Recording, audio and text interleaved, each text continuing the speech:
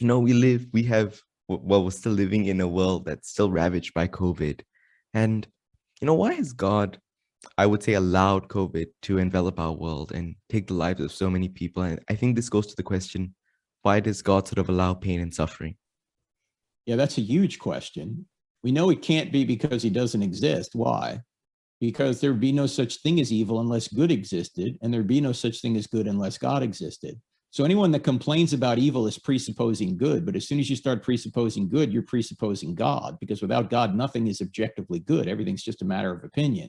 So evil doesn't disprove God. It may prove there's a devil out there, but it doesn't disprove God, because there'd be no such thing as evil unless there was good, and there'd be no such thing as good unless God existed, because what we mean by good is God's nature, okay?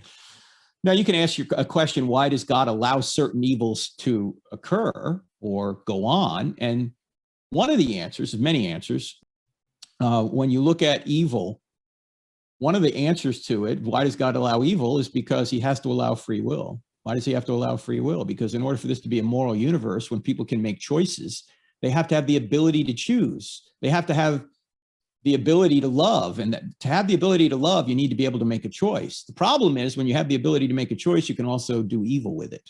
And that's how evil entered our world. First through Satan, then through Adam and Eve. They made choices to disobey. And that brought a broken world upon us, a fallen world upon us. So there's disease. There are obviously earthquakes and things that can hurt us. And there's sin that hurts us when we make choices against God. So all of that combines into a world of pain and suffering, which is why Jesus had to come in the first place. If we had never sinned, we wouldn't need him, right? He came in order to save us from the evil that we introduced into the world.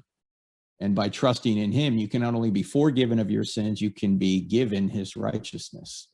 So when you ask, well, why does God allow COVID?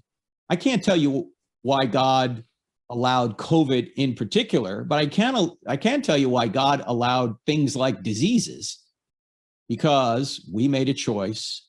This is a fallen world, and God can redeem the evil. In fact, if you look at the miracles of Jesus, Jaden, you'll notice that the miracles of Jesus are in 4 categories. One is the fact that he's sinless.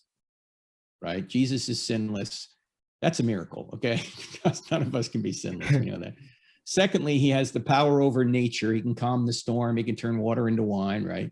Thirdly, he has the power over sickness. He can heal people. Even people who have been paralyzed their whole lives, he can heal them.